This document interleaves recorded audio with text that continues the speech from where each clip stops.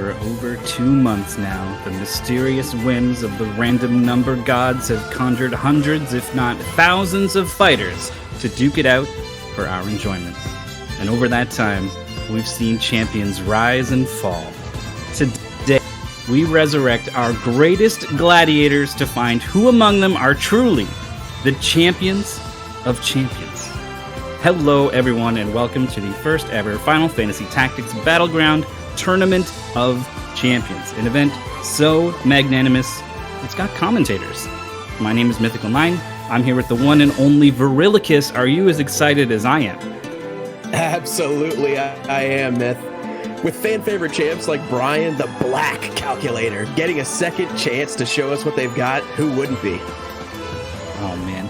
I was looking at all the matchups coming up, and like a lot of the teams are well-rounded. Everyone's good, and that's true of Brian's team. But the standout of Brian on that team is unlike any other unit in the entire history of this whole season. Yeah, I definitely agree with that. No, you definitely wouldn't expect to see the efficiency that Brian's calculator has had compared to all of the other calculators we've seen before or after him. And we were trying to figure out like what makes him so good, right? He's the only calculator in top 8 here. He's probably the only calculator in like top 50 or something. They're really not all that good a class. But he's just got so many things that just work together. Yeah, one thing that really is interesting with Brian is the defense up actually ended up going a long way for him in a lot of his matches, because a lot of times where he would have just been taken out, instead he survived because of that extra defense. It also taught me the importance of a calculator having access to all of their math abilities, the CT prime, height, and 543. It lets them usually find something that's gonna, hit the enemy team with bad stuff or your own team with good stuff. It's just so important. Yeah, exactly. So I think one thing they also have, one of the monks on his team has Kiyomori, which she usually ends up casting early on, which is also another buff. The defense up plus protect/shell, just adding to that resistance. Fortunately, I think we got to wait for our 4th match to see him. But yeah, there's I'm looking. So they've got like Phoenix down. They've got Revive. They've got Haste. They're actually like a pretty well-rounded team. I was surprised that wasn't always the case though. Our first team, the top champion, has 1 Revive, no healing. I guess auto potion. But for the most part, they're just completely insane offense on all 4 units. Yeah, absolutely. The one in particular, Rockle, the Lancer, he has Dragon Whisker, the best jump options you can have, and Setiensen, so he is permanently hasted. Sometimes that's enough. Team My Fake Life has 2 revives and elixir actually that I missed for their sustain, so they'll have kind of an advantage in that regard. But they're lacking certainly in damage. And the other thing the Team 1 here, Team Rockle, has going for them is not only are they deadly up close, right? Like Dragon Whisker stabbing, they've got a ninja, 2 ninjas rather. They're also good at range. The ninjas throw. The ninjas got Kikuichi Moji, Wave Fist from the monk, the max jump from the Lancer, like you said. They're going to be putting out a lot of damage, probably on turn 1. We are on a bit of a bigger map, though. Yes.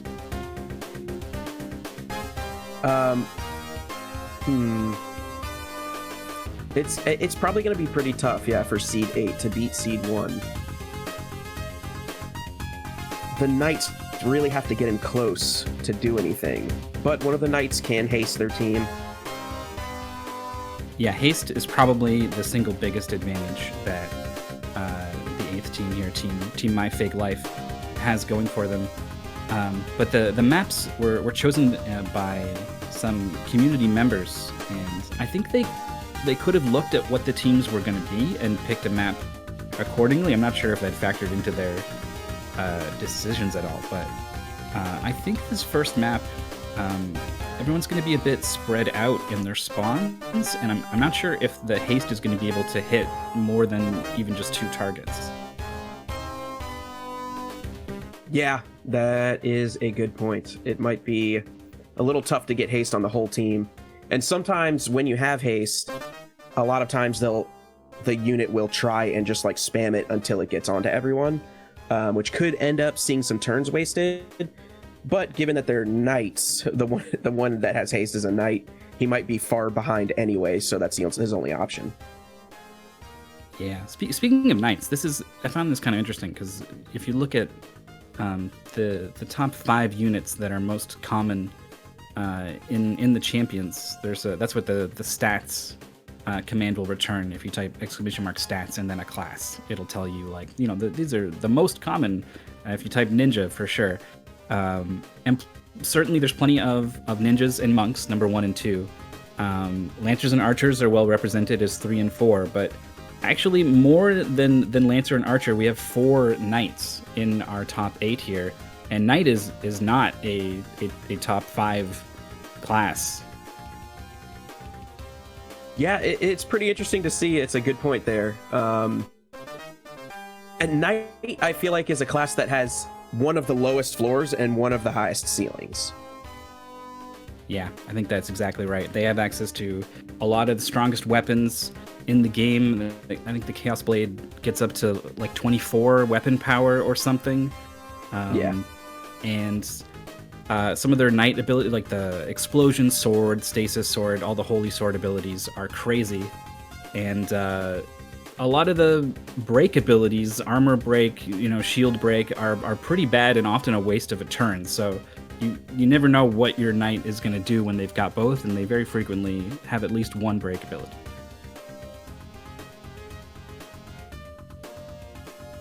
Also, I might have been wrong about knight here. Did it really creep up into 5th place overall?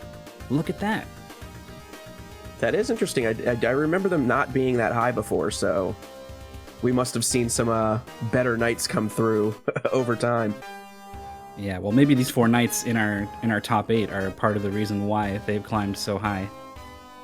Yeah, they single-handedly skewed it towards them.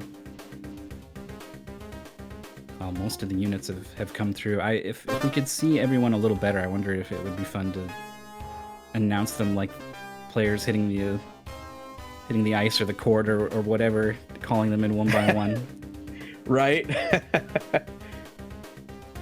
Yeah, it's hard to see them all getting populated in with like the view that we have.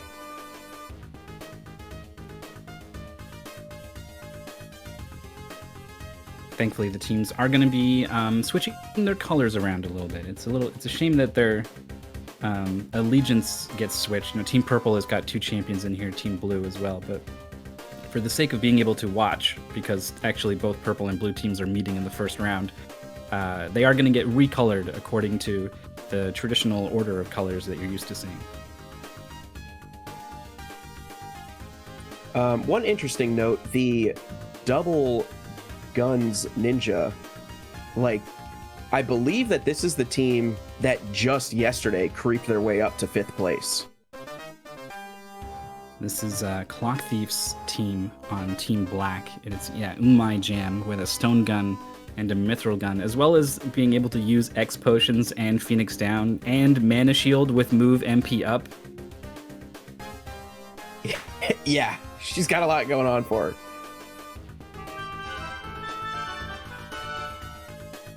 I remember Nacho noticing that a ninja had spawned with move MP up and Mana Shield, and specifically was like, I put in code to make sure this was super rare, and it just happened. So you can see, I mean, they immediately went all the way into top 8 to get to the champions here, so it's a really serious combination. That's gonna have to wait. Red versus Blue is coming up. I was trying to figure out who I should bet on in some of these matches, and I just couldn't decide. It was coin flips the whole way down. Yeah, it's definitely pretty tough to decide who will take any of these games. The Lancer here, I think, has a pretty big advantage on Team Red, Rockle, because he's hasted and Knights are slow. So he'll have a lot of opportunities to get those jumps off to take out the Knights before they can do anything. Right, yeah, so important that your jump finishes before whatever you're trying to jump on gets a turn and moves out of the square, because it doesn't only target that one square. I think also the map is going to be a pretty big advantage for Red. Their range damage and the fact that there's a bit of distance between the two teams, and they're also kind of isolated. I don't think we're going to be seeing people fight together very much, and I feel like Red matches up better in those sort of 1v1s. Yeah, absolutely. Especially, like you were saying, with the range, the Lancer with that 8 range jump, and then both of the ninjas can just start throwing things as soon as they get into range there.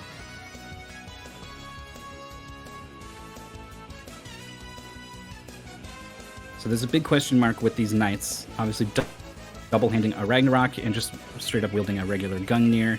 Incredibly powerful weapons. Both knights have their sword abilities: Justice Sword and Night Sword on the Ragnarok, Surging Sword on the Gungnir, Surging Spear, I guess.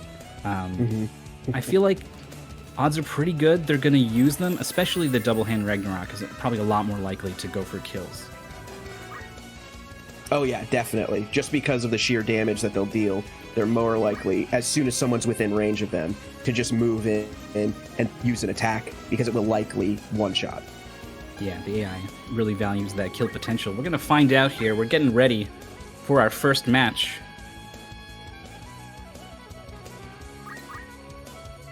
I know what the map looks like, but I don't remember the name. I wrote it down something. Underground Book Storage, first floor. Of course, that map. That one. There's that Salty Rage, Permanent Protect, and Shell. Very powerful.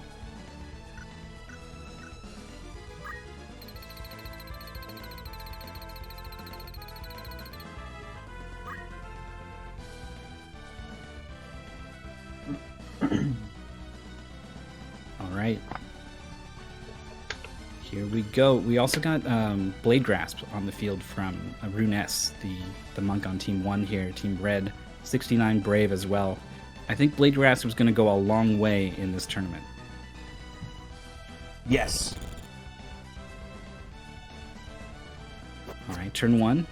Ninja misses the throw. Opening engagement's not quite going the way Red wants. Blue's not really in range to take advantage of this, except for this one Wave Fist, so they get first blood here, but Auto Potion going to completely negate it.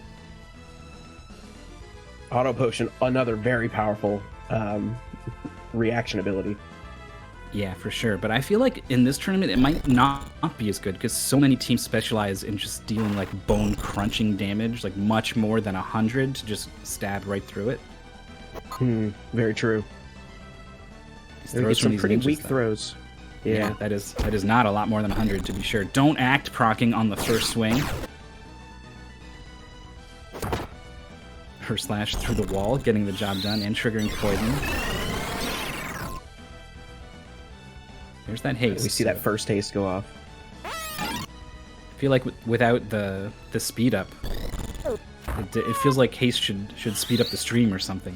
It's really weird seeing it at regular speed. Yeah, there goes that first jump from Rockle, taking out one of the knights on blue right away. Another monk being targeted in the back. Don't act. Still on this monk. Ninja's going to come in, maybe take advantage of it here with the dry magic attack up as well on that dry out. And gets a confusion proc on that monk. Wow. Big damage from the ninja. Almost takes out the other knight on blue. And then the knights are casting black magic, triggering auto potion, healing for more than damage. So not a great look from blue here. Yeah, the black magic is not what you want to see.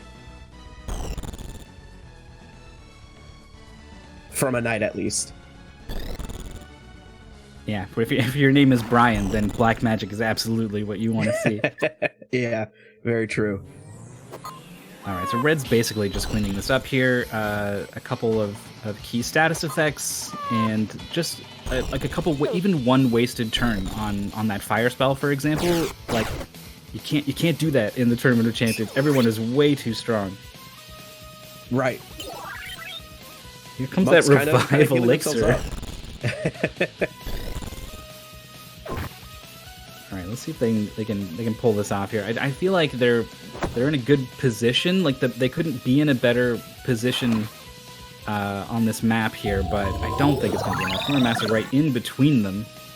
Yeah, the draw out there really tough. She had enough jump to get to right in between them. Will-O-Wisp, so only dealing 18, but the AI knows it's going to be enough to secure the Earth Slash on all 4. Okay. Wow. Great positioning, Earth Slash. Also, the ninja's in critical here, but Rockle's in the air, so I'm pretty sure that means he's going to come down before. Hey, can the monk avoid the jump? That is the question here. He doesn't. He gets taken out, and that'll be a win for the red team. Seed 1, showing how powerful it is. Yeah, Team Rockle gonna advance to the next round, bearing the red colors originally hailing from Team Purple. Looking forward to match 2. Those recent champions, led by Clock Thief with the insane double gun ninja. They are a little bit lower seeded. This is 4th and 5th, so it should maybe be our closest match. Yeah. Both teams have a fair amount of sustain. I see Revive, Carbuncle, and an Angel Ring on Team Togo, our 4th place Team Green. And Clock Thief has got Phoenix Down, X Potion, an Angel Ring of their own, and Murasame as well. So this is a really long map as well that they're about to fight in, and that is greatly going to benefit the so the double guns ninja on black is going against the double guns archer on yellow. Yeah, and they're kind of 2 different approaches too. Mithril Gun and Stone Gun are flat damage that don't care about any stats, but the magic guns on the archer are kind of magic and faith based, and Togo's got 77 faith, so those guns hit pretty hard. And I don't know, if someone's got like a lot of physical block or something but not magic, I think the guns might get around that. Yep. Also, Togo has a power wrist which strengthens fire, which will strengthen the damage of the blaze gun that he has. It's a nice little bit of extra damage. With guns, like they don't hit very hard, but when you've got 2 of them, they do. And so then you couple it with their insane range, and they become really powerful killing tools, the way you might expect a gun to be. Yeah. One thing we were also seeing a lot from the Stone Gun Ninjas team, the Clock Thieves team, is that Clock Thief has Masamune and would use it to cure the ninja of the initial slow of the Stone Gun in the start of most matches. Oh yeah, that is a super reliable combo, and the ninja's going to be slower, so Clock Thief is always going to get his turn first to do that. I think that's a pair of Robes of Lords on Jethro Thrall and Mirepoix, which are huge HP and MP boosts, as well as permanent protect and shell. The MP can matter a lot on a knight, because they get to do a lot more of their sword abilities. Knight Sword available on Jethro Thrall, although we might just see some summons instead with 78 faith. Maybe it's pretty okay coming off a knight. Yeah, the high faith plus, she does also have feather boots, giving her strength and wind, and she has Sylph, so her Sylph summon could actually do some pretty good damage. And of course, yeah, we should not forget the bird, the only Chocobo in top 8. Red Chocobos are always a very solid, reliable unit, and in the top 8, we're seeing a lot of like super powered human classes. Their ceilings are much higher than monsters in some cases, just because they're allowed more items, they're allowed more skills, so there's more opportunity for broken combos. But the Chocobo has held its own here, and this is a pretty... I don't know about this map for it though. It likes to have like a lot of space to kind of run around. Here, it's just going to be running straight at the whole team. Wow, gets an attack off right away, and it's on the archer, which is the one with the double guns. Most of their damage is probably going to come from that archer. It's knocked into critical. Gonna need a pick-me-up here. There is an X potion available. No, Earth there Slash is a hits Cure 3, it looked like. Yeah. Cure 3 available on the archer himself, so... Wow. You can be hitting multiple targets there. Unfortunately, going through the bird a little bit. Yeah, putting a bit of damage on the bird. Knight going for a jump.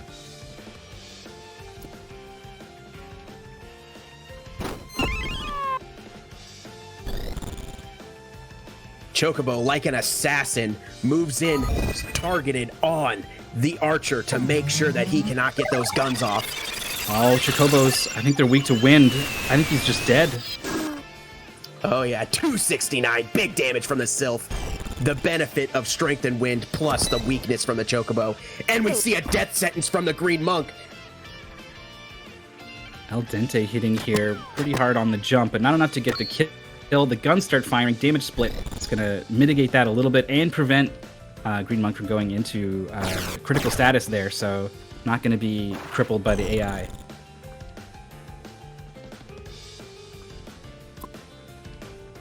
Looks like this Holy Sword ability is going to go off. I think it's probably going to be enough to kill, unless someone can do something about it. Here it comes.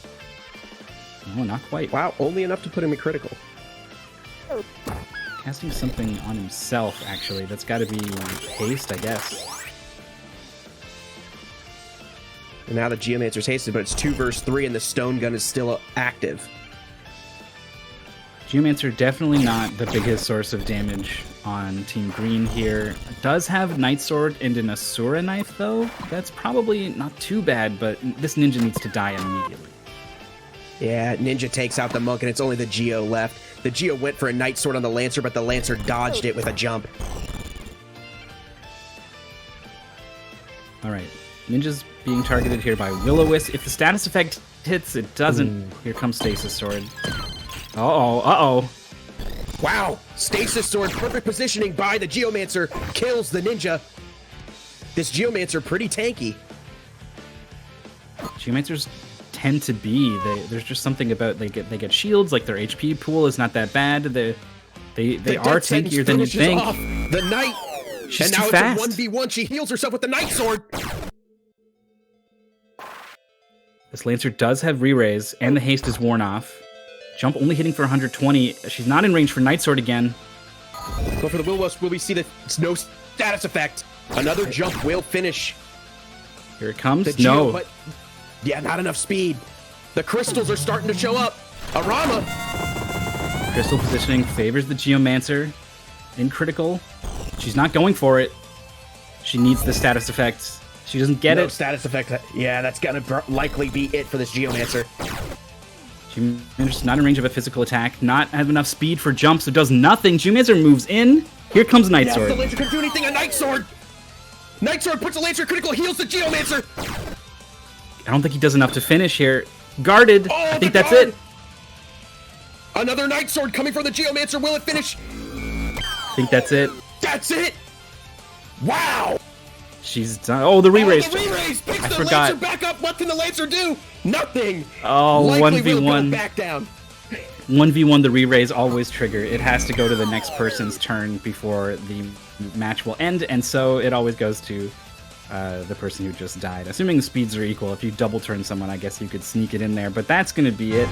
Holy moly. What a fight.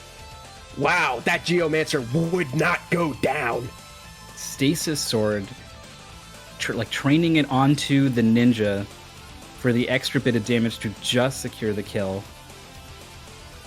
Just outplayed. Yeah, it really was an outplay there. The Geomancer having enough move to position that Stasis Sword to kill the ninja is definitely what won it for them.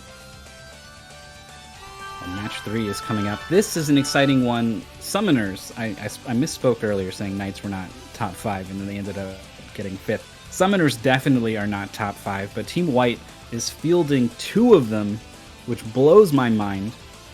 But one of them's got Short Charge, one of them's got Cyclops. They both have really high faith. Robe of Lords on one, maybe Reflex Ring on the others is sort of also defensive. Is it going to be enough to stave off the crazy damage from the third seed team here?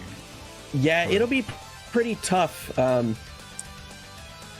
It's going to be a matter of, do the summons go off? I believe they are fighting in the pub, though, so this is going to be even more tough for... Well, if the summoners don't go down and get a summon off, it's probably going to hit most of Black Team. Right. So it's the ultimate high risk, high reward, high stakes situation for these summoners. Yeah, it's likely that we will see all the ninjas move first. And in the pub, it's really weird. Sometimes they have range to throw stuff, sometimes they don't. The thing I also like about target. This, I guess they're going to be wearing the black colors. Team 6? I think that's right. The Double Monk, Double Ninja team, Team Kev 2, they have as their movement abilities move 3, jump 2, move 2. So lots of extra movement on this team. I feel like on a map like the pub, there's a good chance they're just going to like hop over the counter, run all the way over to the enemy team and just start giving it to them. I think you're right. I think with move 3 on both of the monks, they should definitely be able to probably get just like a straight up attack on their opponents. Attack up on Kexic with 62 Brave is pretty decent. Not a lot of physical attack boosting items though. And then 64 Brave with, again, not much physical attack boosting items on Kev 2. So they're not going to be like, crazy dual wield or double hand murder monks, but they should be able to hit some pretty solid hits, especially if they're targeting a squishy summoner. Yeah. The Dirty Nice with the 2 Scorpion Tails for just that heavy random, but with like a really high ceiling. Also a Morningstar on the other ninja, the Captain Chaos. So really, really random ninja damage could come into effect here. How about that? How about that damage? The Scorpion Tail batters the mana shield of the White Ninja, and then the other Scorpion Tail comes in to finish him off. That was a... What kind of summon was that? I think the terrain of the pub is throwing me off here, but it looked like one of the biggest summons I've ever seen trying to be cast here. Up on top of the countertops. It might just be, and then the monk put the other summoner to sleep. All right, Undead Monk not in range here. Leviathan is going to go off. Leviathan. It's enough damage to take out both ninjas. They are down to just their monks on Black Team. These monks have revive on both of them, so they can pick these ninjas up if they so choose. There is one. Uh-oh, but the Geomancer, so good at dropping someone anytime they're revived. Is she going to be able to stall this out to buy enough time for a second summon to go off? Wave Fist catching the sleeping summoner. She's out. Static Shock instead of revive? Don't act! A Cyclops is coming! How many is it hitting? Takes out one of the monks, and there's only one monk left on the Black Team. He's not reviving. He's just moving in. Summoner, how much MP? 94 is enough for another summon. 1v1. Will the summon go off before the monk goes? Oh, the monk gets another chance. One shot's all it takes, but it's not enough. Will this kill? I don't know. He's got like 300 health. It's gonna be close. The one summoner finishes off the monk and single-handedly defeats the Black Team almost. Wow. Wow, what an upset. I had no idea how to predict those summons on that map. Like we said, they all hit a lot of targets when they went off. 31% odds on them, but they have pulled it off. That is truly impressive because that was the 2 summoner team with one summoner that did nothing the entire fight against 2 ninjas and 2 monks. And the Geomancer just there to stop any revival from being able to be efficient. Yeah, I was surprised the monks didn't go for their revives more often, especially the one who was locked down with don't move right next to both ninja corpses. Like, I thought that was perfect, but I don't know if they were. The AI does not Yeah, he look just went for a ahead. static shock instead for whatever reason. But the AI won't look ahead and be like, oh, if I do this, he's just going to geomancy both of us, right? It never does that. It just revives over and over. So the fact that it didn't, I don't know. I want to be like, they're learning, but it's probably something else. Right, good point. Yeah, because if he would have went for the revive, it just would have he would have died again. So, all right, match 4 is the one that maybe some of us, myself included, have been waiting for. In particular, Brian the Calculator going to be taking the field for Team Death Azuma. I am very excited for Brian. I can't wait to see what happens. I still have dreams about his triple death in that one fight. Well, triple death sounds way too close to triple breath, and then your dream turns into a nightmare, because that was what ended his run, I'm pretty sure. But there's no Tiamat here this time. Very true, very true. Brown team has 2 monsters on it. Yeah, this is a bit of a surprise. Like, again, like we talked about, the humans are capable of being so good, and we're looking at all the very best humans, right? All the other ones have been put into the meat grinder so that only the sort of gold nuggets that the RNG has turned out have all been sifted through. But turns out sometimes just being a dragon or a giant robot is pretty strong.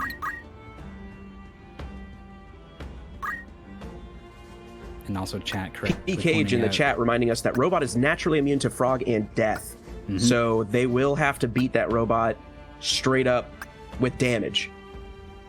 Yeah, but they've won. This team has won matches, certainly when Brian casts death on the whole team or whatever, but they've also won matches where Brian gets put to sleep and doesn't do anything the entire match. The rest of this team is pretty good. Attack up on the monk with I think that's every single monk ability, 8 abilities, including, of course, Wave Fist, Earth / Revive. Their archer has Potion, Phoenix Down, Dragon Spirit, and their monk, the male Fort monk, Zeekden recently got a rework on positioning so that the units start in different places now. Oh, interesting. Okay, so instead of charging down the middle, they're going to be kind of going down the sides. Maybe we won't see the middle at all. Right, and this could be advantageous to Brian here. Not getting funneled in. Now, is there enough variance in the terrain that he's going to be able to target just the enemy team, or is he going to be forced to just target the whole field? He will do it. He will absolutely do it if he has to. Yeah, he has no fear. But he's going for a hard cast. It looks like probably death on the red dragon. Yeah, that's probably right. Could be frog, but I think the AI tends to favor death over frog. Yeah. So the increased spawn distance here, not enough to give enough distance to Brian to avoid this sort of hard cast situation. Robot still, oh, he's in destroy range actually. Wow, put some decent damage. Oh, he's going for a frog, and it is successful. Red dragon has been frogged. Oh, the froggen, the red froggen now. Unable to breathe fire or do much more than hop around. And the double hand, that dual wield, I guess, from the monk is enough to get the kill there. And then, of course, they target the frog. Yeah, it looks like they're going to be on this frog for a little bit because they're so far away from the rest of the enemy team. It's just this one purple monk. Right. She's like, team, anyone? Slash, though, is going to be able to hit him. I think that only said 47 damage. Yeah, it wasn't much. Just a straight up punch from the steel giant takes that monk down. All right, but the rest of Team Death Azuma here. Archer with the high ground is taking huge advantage of it. Yeah, his range is crazy up there. Here comes Ice 4. This would have done huge damage to the dragon, and I don't know. I guess it doesn't do much damage to the frog, though. Hold on, what are you doing? Uh-oh. Jesus. Brian. Wow, going for a frog will go on himself and the Lancer just to try it. He was like, maybe being a frog is pretty okay. Tried for himself. So Brian has a dragon rod which gives him immunity to frog. Oh, nice. Another aspect of what makes him so good. Damage split as well is a good reason. That's something that'll make your team good. Yeah, damage split from the monk. Very good. Brian getting closer. Not what we really want to see. We'd much prefer him to keep pegging away with those math attacks. This archer just staying up high. Something we rarely see the AI do is take advantage of terrain, but this one just going all in. Re-raise on the Lancer. Now the question is, can the robot do it here? Brian's not able to do much to this robot, and their archer is only hitting for 72. I think the archer, as long as the archer stays at range, I think he can do it. I think you're right, but it's going to be close. And it's also a question of, like, is the robot going to get a chance to repair itself, or is it going to, you know, go for a damaging attack, weaken itself too much, and then get picked off before its next turn? Right. We're going to see a destroy. Takes Brian out. He goes down. He does have re-raise, though. Big crystal. Whoa, Monk gets a crystal. That's big. This archer. And the archer... Yeah, going for a charge. Uh-oh. Oh, death to heal the archer. I forgot that they have these plays, these tricks. They can do it all. Yeah, the creativeness on Brian. Death Azuma's got haste as well. Actually has access to Meteor. I think, oh man, this robot gonna repair definitely. Was one hit away from going down. All right, Death Azuma's in the mix here. Can do it. Ooh, if that counter got him though. Yeah, I think it would have done a lot, but I think that monk has a lot of health too. I think the archer is gonna finish off the robot here, and that'll be it. Brian moves forward. That's our first round. 4 teams are left. Team Rockle, our first seed. And I was going to say Team Clock Thief, but then I forgot that Mirepoix was able to pull off the amazing victory. Yeah. Team White hails Bop It. And now Team Death Azuma are our top 4. Looking forward to red versus green.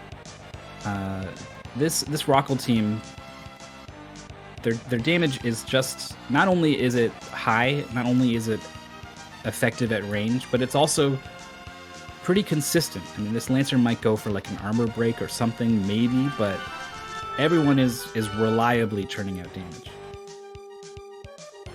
Yeah. And then the green team struggled a little bit in the last match because Togo was instantly targeted. I don't know that Red has that same ability, aside from maybe the Lancer jumping on him. And we didn't really get to see Togo really do what he shines at, which is shooting those guns for huge damage. Yeah, the interaction of guns when there's 2 of them, like, I don't know if it's just an animation glitch or something, but double guns is very strong and very fun, and I'm kind of sad we didn't get to see it. So certainly hope Team Green is able to do what they came here to do this time. Yeah. I do think that Green has the advantage here. I need to take a look at the map to see how I think we're on the roof of Rio Vanis Castle. I'm trying to think of which roof that is. If it's the one with the slant in the middle, that might be rough for the gun archer. Yeah, I think that's where we are, and I think you're right. Guns are going to be limited until one of the 2 teams sort of crest that ridge in the middle. You know, one thing we didn't talk about Mirepoix with her Night Sword abilities, she has short charge. That's part of why she was able to pull off that upset, I think. I think that could have definitely contributed to it. We'll see if she can do it again. The odds heavily favoring Red here, so it sounds like you would easily bet Green in this situation. Yeah, definitely I would, because I think that Green has the upper hand here, with the exception of the map kind of balancing it out in my mind, because it's going to interrupt how effective the guns are. Yeah. That might be one of those things where you put your money down and then you're like, oh, wait. Yeah, exactly. We're gonna get into it now. The knight. I wanna try to my best to get the unit names in. Jethro Thrall has got summons, has got armor break, speed break. There's a lot of ways this could go wrong, but is dual wielding two swords. 60 brave is decent. Defender and Coral Sword are both very strong and also like decently strong swords. So I think we could see some amazing single target damage come out of here from Jethro Thrall if they're able to get in range. Yes, exactly. That is the key here. Here comes the guns right away on the ninja. The fire gun with that strength and fire takes the ninja out. That amount of damage at range on turn 1 should be illegal. Nice positioning on the side of the map there. That clean shot getting around the roof. Right. Yeah. Hit the fact that he started in that position. That was definitely the optimum spot for him to start. Wave Fist doing some damage. We saw that Night Sword as well. Here's Jethro Thrall, not in range, so is going for some of that casting that you really don't want to see from a knight. But right. But Jethro Thrall, remember, amazing. With that Sylph. Yeah. Speaking of heavy air damage and knife of wind caliber being thrown at this archer, but not enough to get the kill. Will Sylph do it? 152. Wow. Yeah, still solid damage. I think the monk is going to move in to finish off. Is Pummel going to be enough? Okay. I think there's a small chance that the damage roll's so low on Pummel that it might not actually get the job done. But looks like that's a kill. Night Sword is also another kill. Wow! Night Sword at work finishes off the Red Ninja. Red Lancer takes out the archer, but it might be too late at this point. Well, he's got that Satyamson and Dragon Whisker here. 1v3, I feel like it's the odds are against Rockle here, but is a very monstrous unit, and no one is attacking him really, so Justice Sword goes off. Death Sentence is successful, but we're getting a bunkle from the Knight. Will it pick the Gun Archer back up? It does! And out of critical. Oh, haste misses, but that would have done a really good job at like securing the victory here. When there's one unit left, I'm normally just shouting at the team like, just kill him, but probably the best thing here is to stabilize with all 4 of your teammates. He can't stay on top of all of us. Actually, blocking really shield break breaks though with the shield is an interesting interaction. So he's hasted, so he's very fast. He gets a lot of turns, but there are 3 turns on the other team. They're fading fast, though. Uh-oh. Lancer's going for some breaks of his own. We get a Night Sword. Some damage. Only 70, and that Death Sentence is almost done here. Is Carbuncle going to go off? I think it should before that Knight dies to Death Sentence. Monk able to pick up a crystal and start trying to haste himself. More break abilities coming out. Here comes Carbuncle. Archer will be a big asset to the green team if he can get up and get that crystal, but he dies. Wait, Death Sentence cured by Carbuncle. Purified! Yeah, cured the Death Sentence. Oh man, I forgot that it does that. It actually is a pretty decent spell. Yeah, that was an incredibly clutch move by the Knight there.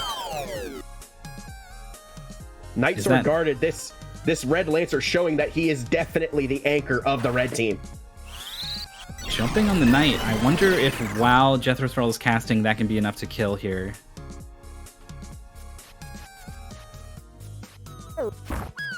It is. It is. Reviving the Archer. It misses. Oh my goodness. The Red Lancer has a chance here. Goes for the jump. He had the time for it. Geomancer just stuck watching, waiting for this to happen. So green has crystallized. Not enough damage to kill the monk. Shield break. This is a decent option. So when there's a really tough to kill unit like this, the break abilities are actually pretty decent because then you can sort of get through their crazy evasion, or if they've only got like now they're 200 max health instead of 300, maybe you can one-shot them to get around damage split or auto potion or something. Exactly, and that shield break really big because it was a crystal shield which has that 40% physical evade. I'm so nervous for Team Green. Justice Sword, no death proc. Yeah, this monk putting up a huge defense. We get the Secret Fist. The Death Sentence goes off. Run away! Run away from the Super Lancer. He's gonna get 2 turns, 1 jump. Can he kill this Geomancer with one jump at 337 health? I don't think so. Oh, but he gets the time. Oh my goodness. Wait, That's his it. death sentence is not ticking down though. It still said 2. He's gonna get another Oh, turn. he's at 1 now. Oh my, because he has long status. He He did it! Re-raise! Did she? And there She did it. is. He got the kill, but it wasn't enough. The re-raise picking the Geomancer back up to let the extra turn for that death sentence to be carried out. I thought death sentence ticked every turn, but He when has you're long hasted, status. Okay. Wow. Okay. I guess that gives him 1 extra turn of death sentence, but without the numbers actually showing. Right. Like short status where it does show you the number. And then the haste to kill her before she could get in range for a Night Sword. So she wouldn't Night Sword him to get her health back because he was death sentenced, so she wouldn't attack him at all. Right. It's hard to say when it's the last man standing, but yeah, I'm not sure what option she would have chosen. She may have tried to maybe she would have gone for the Night Sword anyway because it would have healed her as an option. Well, she opted As to opposed stay to in the doing corner. it to try to kill. Couldn't get away. The jump 8 was so important there. And also the jump height as well, very relevant. Yeah, oh, definitely. On that map especially. Because there's a lot of height variance locations. Well, I'm not sure how we can follow up that semi-finals match, but Brian is in this one, so who knows? That's right. Brian versus the double summoner team. Hales Boppet's team. It's interesting that these notable magic casters have met here in the semifinals. Only one can move on. 75 faith, 79 faith on both summoners. Probably going to be pretty vulnerable to whatever Brian's going to throw at them. That's right, because neither of them have immunity to death or frog. Reflect, I believe, does not work against math. You can't reflect math. I want to say that's one right. of the summoners does have a reflect ring. Are we going to get stuck with Brian hardcasting? On the Slums and Dorder map, that's a pretty decent range, so I think... Yeah, it's a big distance. I think Brian's probably going to go for math turn 1. There's also a lot of variance in height, so we'll be able to try to find good targets not only off of CT, but also height here. Yeah.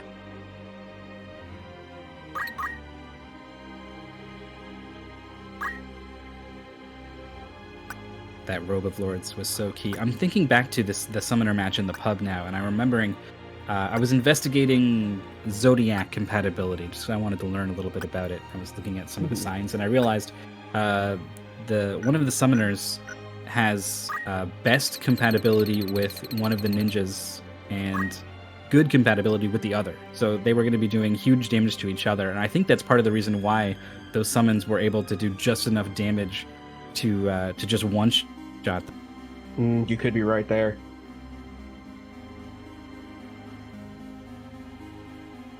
I have no idea what the Zodiac compatibilities of any of these leftover matches are, though, so could be I a think fun surprise. Brian's compatibilities might be the most significant.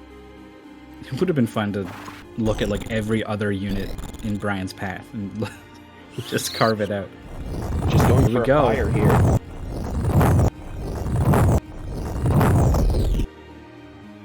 Overall, a net positive, I suppose, but not the huge impact. Not the death or frog we all wanted to see, but it'll do for now. Praise missing on turn 1. Not a good look from the summoner, but not much else to do. Haste 2 would have been amazing, except it just completely fizzled. I wonder who even targeted with that.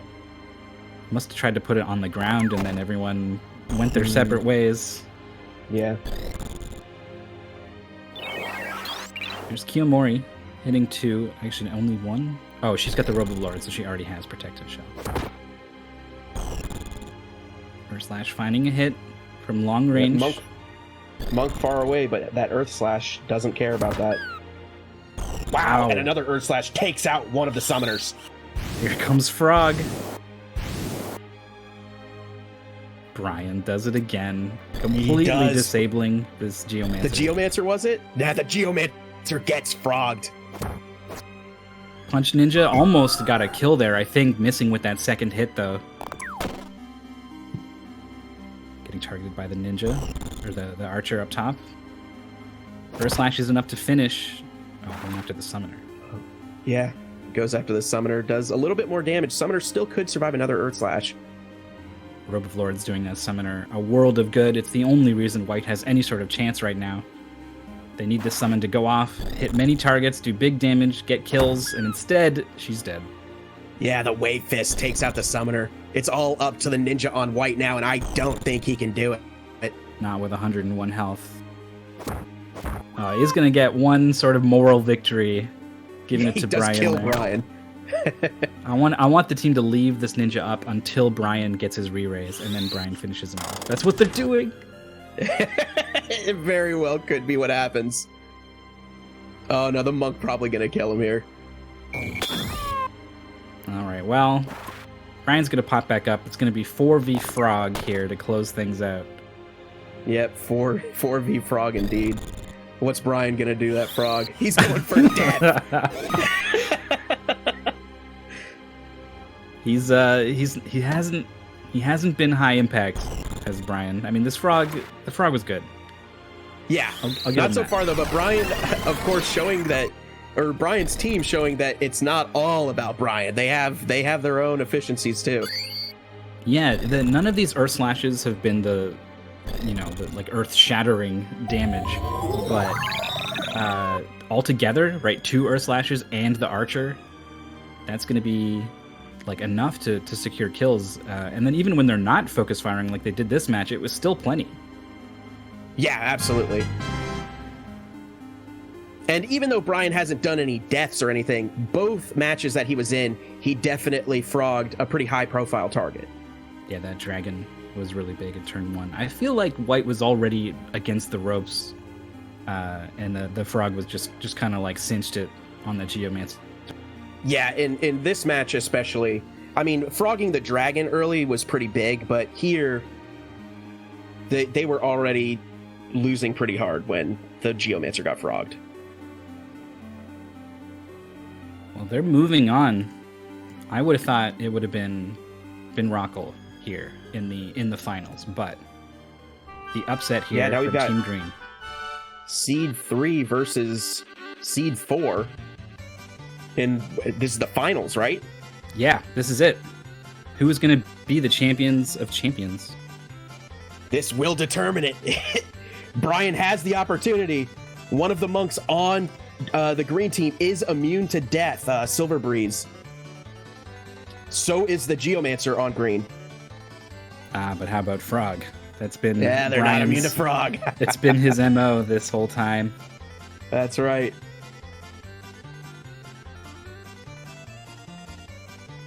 The double Brian, guns the on Lord Togo. of Frogs, the Master of Death. I think those double guns on Togo would be a pretty good tool to take care of Brian. Yeah, they definitely could. Because Defense Up not going to care about the magic damage from those guns. Yeah, and what's Brian's faith? It must be pretty good. 59. It's okay. It might save him from getting one shot here. Yeah, it could.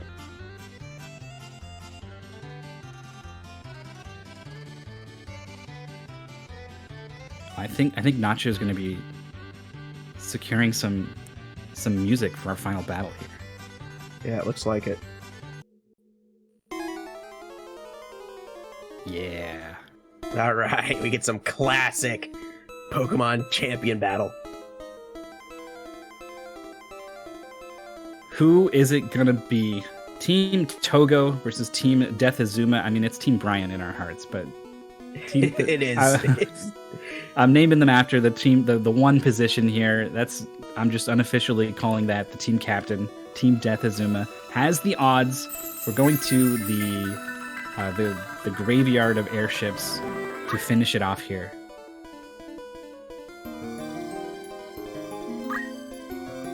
The graveyard of airships has some interesting height differentials too, because you start kind of high, you meet in the middle. It's like a slope for most of it.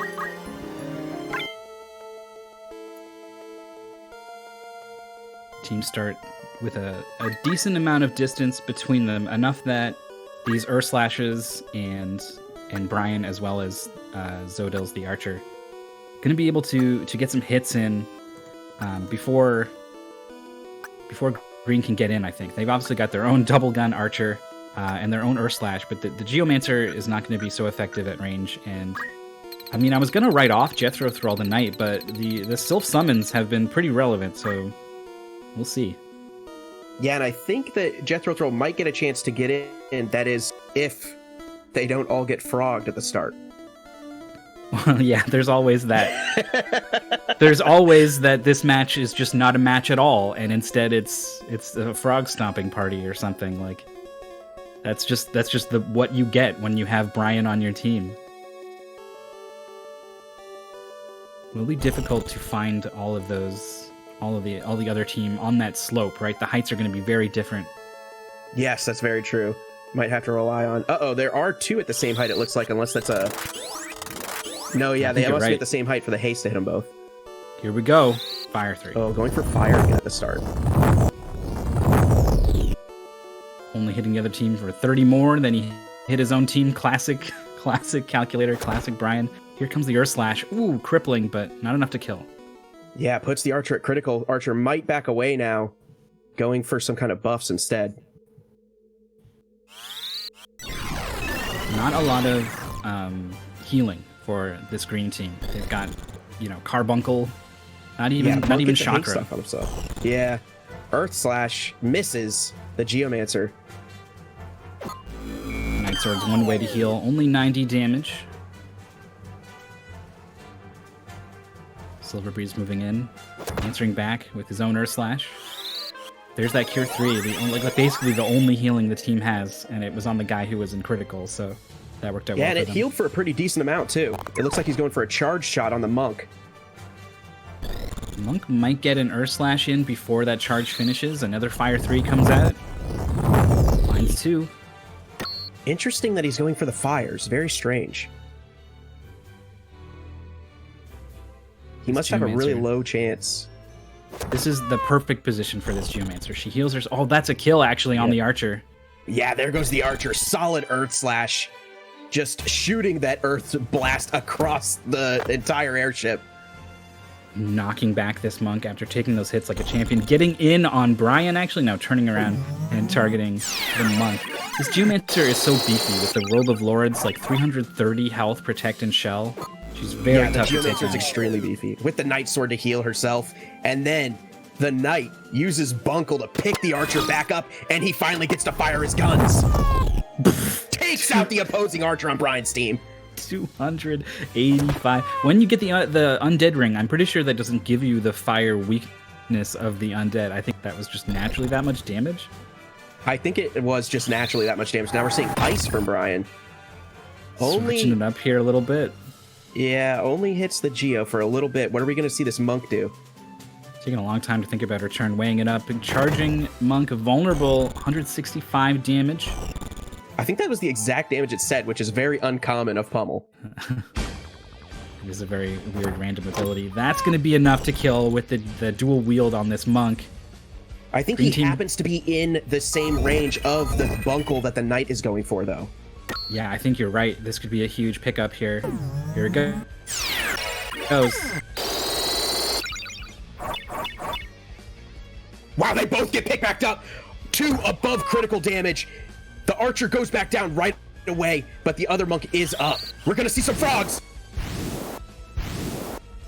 Misses twice. It fails on both. That could have been the match. All right, Monk retreating into the corner. Murasame is going to heal up a little bit. Knight maybe going for another Carbuncle. Yep.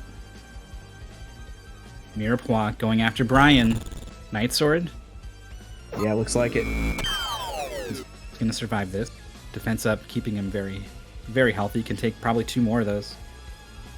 It'd be close. At least 1 for sure. Silver Breeze puts the death sentence on Death Azuma. Frogs misses again. Yeah, Brian's just short of being able to survive a second 2 more Night Swords. So Yep. Clock is ticking. Deathazuma puts the pummel on Silver Breeze, taking him out again. Carbuncle gets the revive. 3 for 3. Yeah, picks up. Actually, 4 for 3, technically. Picks the archer back up, but then the other monk takes the archer back down. These monks are out here just like buying time for Brian to finally pull this off, I think. Yeah, that's effectively what's going on right now. Regenerator triggers for Brian. That's gonna, he is gonna get enough health to survive another Night Sword now, actually, so that is a difference. Switching to fire. Maybe not if he deals a little bit of damage to himself. Okay, he doesn't hit himself. Another Carbuncle. This knight with an insane amount of MP. The Robe of Lords granting a ton of it. It is really useful to knights, even if you don't have Carbuncle to use over and over. Haste on 2. It is successful, however... Oh! The Undead Archer comes back up! Only 36 damage, unfortunately. The Geomancer is just that tanky. Another Night Sword to heal up. Robe of Lords really helping this Geomancer out. Brian now at critical. Jethro Thrall. It looks like the Knight may be out of mana finally. Only 32 damage from Brian. He does have that re-raise too. Revive? We get the revive from the monk. Picks the other monk up. It's now 4v2. High Potion as well, going to be stabilizing. Now remember, Jethro Thrall's been casting most of this match, but is dual wielding a defender and a coral sword. Is going to be pretty nasty if they decide to swing. Yes, Jethro very potent at physical range, but Brian's team has a lot of sustain. Yeah, Brian goes down, but again, he's got that re-raise, so they're not going to pick him up. They're moving on. Kiyomori is going to make them very tough to kill, which is exactly what they need right now. Oh, yeah, that not protect, even enough to keeping kill. that monk alive. What a difference. I think we're going to get maybe one more cast from Brian. This archer just handing out high potions, keeping everyone up. I think they've done it. I don't think this knight can do it. We saw this Geomancer pull off a crazy comeback before. We have seen the Geomancer do it. But with both monks and the archer up, it's going to be tough. They're playing a lot big more chakra heal defensive. as well. Yeah. Yeah, lots of chakras. Like Kiyomori. I think it's the right play here. Only 6 MP, Oh, yeah, so they're- all this knight does is swing here. Yeah, they're being very safe about their options. Pommel, that's enough Pummel to kill. takes out the knight. It's only the Geomancer left. It is only Miropoi left on green. She's got maybe status effects here, but the revives from both monks, I just don't see it happening here. It's very unlikely. It looks like Brian's team has taken the champion of champions. We will see. What can Miropoi do? She's so hard to kill, but She's very hard to kill, but she doesn't have the damage to one-shot anyone. right. She needs to hit everyone hard, or she needs to AoE and kill like everyone all at once or something, right? Right, and then the Earth Slash kills her ally and tries to deal damage to Miropoi. Miropoi does block it, though. Was it Brian's team that had like both with Earth Clothes? Yeah, Archer and Deathazuma Zodils both have Earth Clothes to get healed by the many Earth Slashes they have. Yeah. Hunted Archer getting healed by Death too. There's just a lot of synergy on this team. It's part of the reason they got here. It's looking like part of the reason why they're going to be our season 1 champions. Oh, Brian's gets picked back up. Oh man, he's here. This Geomancer is going to be pretty tough to kill, but it would be very nice to just see Brian end it all here. it would be glorious. That or Brian like completely self-destructs, kills his own team with a bunch of lava ball. Yeah, that would be a possibility. Lava ball goes off. Isn't that instant KO if the status effect procs? Is it? I think don't so. know, but that would be madness. I think so. I think there's at least a tiny chance now. Geo finally at critical. Oh, lava ball's goes for the berserk. heal. Shoot. Oh, berserk. Okay. Well, that would stop the sustain, I guess. True, it would, but it would also make sure that she just gets murdered. Yeah. Yeah, Crystal's there. She's gonna heal up with Night Sword, trying everything she can. Yeah, there's the high potion, and they're just stunting on him now. Mirepoix's determined nature secured a win in the first round against all odds. Don't think she can do it again. Yeah, it took her team all the way to the finals, but Brian's team is just too powerful. They're just so good at so many things. Haste, revive, healing, damage, death? Oh, to heal the archer. Okay.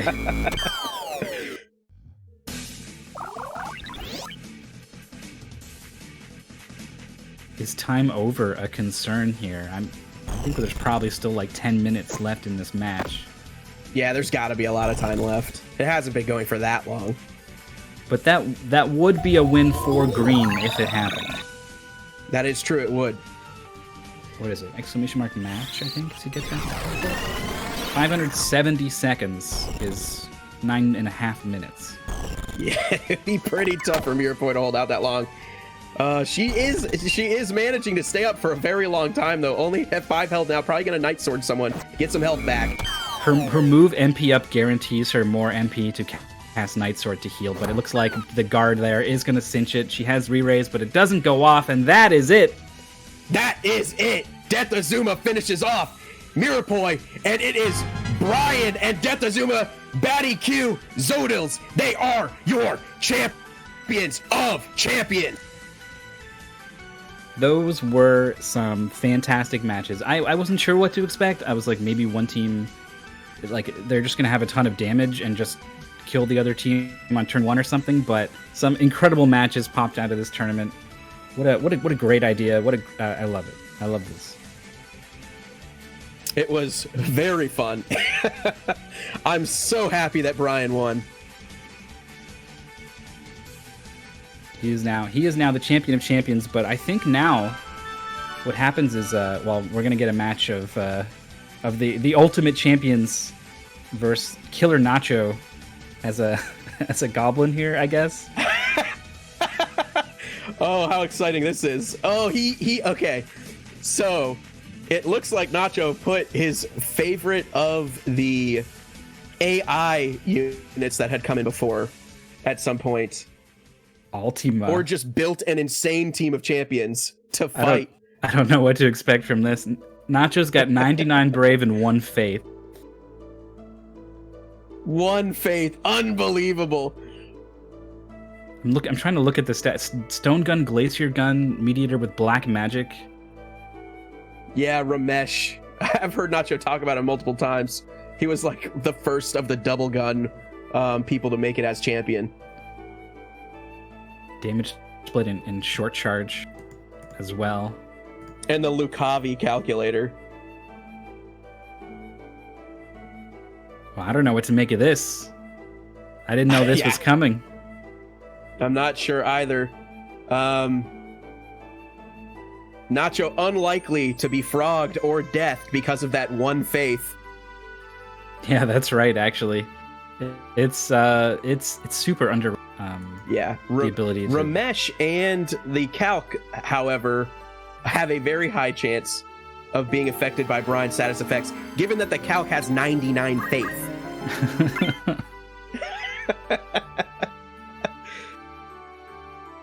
Oh, the Calc also has teleport too.